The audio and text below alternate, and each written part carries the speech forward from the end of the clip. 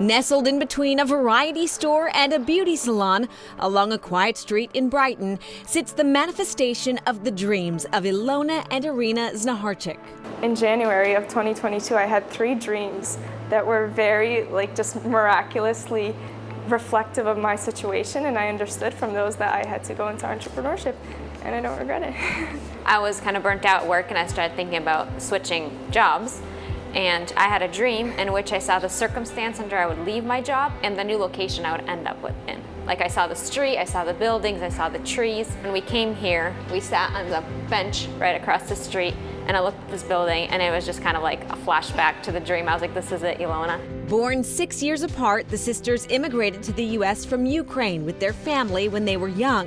In 2018, they returned to their native country, a trip that changed the trajectory of their lives. When we went back to visit our grandparents in Ukraine, that's kind of where the idea for Soco was born.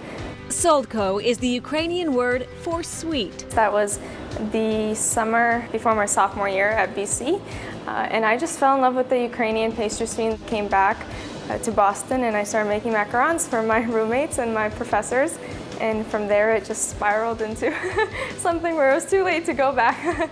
At first, they only baked on the weekends, but that part-time passion eventually grew into a full-time trade, prompting both math majors to leave their jobs in finance. I went 180 and went from corporate into entrepreneurship. I just really wanted to kind of wake up knowing that I'm doing what I love. In 2022, they opened Soco Boston, selling beautiful custom cakes, homemade pastries, and traditional Ukrainian delicacies. So we have a breakfast item. It's a very traditional Ukrainian breakfast.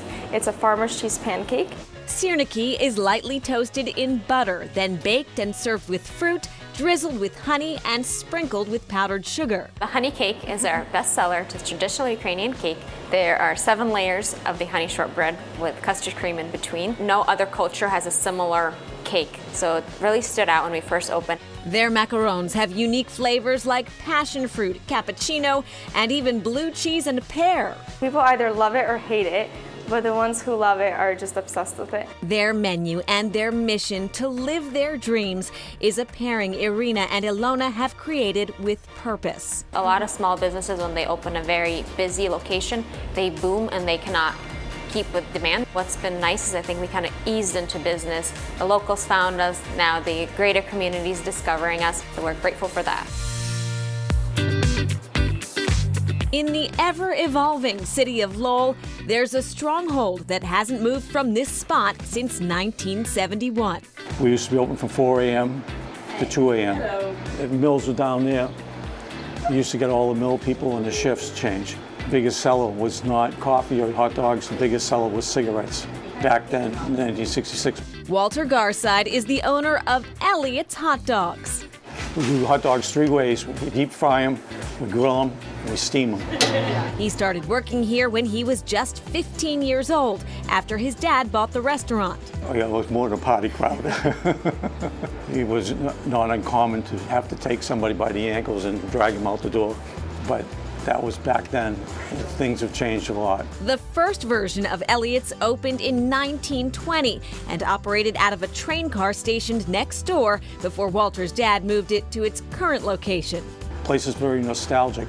Everybody has memories. We've had wedding receptions here. Jason Antifonario was a kid when he first started coming here with his grandfather. Brings back memories, and it's still here and it's still good food. It's my go-to, I don't know. It's a spot. For lunch, a 6-pack all around. That's mustard, relish, onion, plus ketchup for Jason, who also brought a first-timer, his friend Tom.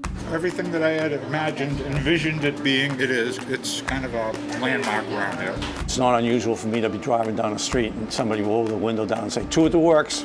Not just a restaurant, Elliot's is a tradition, one that will live on after Walter retires soon, thanks to his grandson, Tyler. I'm happy that it'll survive another generation. A little young girl, she's sitting there having a hot dog, she's crying, and I come out. And I said, "What's the matter, what's the matter?" My dad used to take me here and he passed away. This is my closure. I had all I could do not to cry myself. You don't realize the amount of lives that you touch.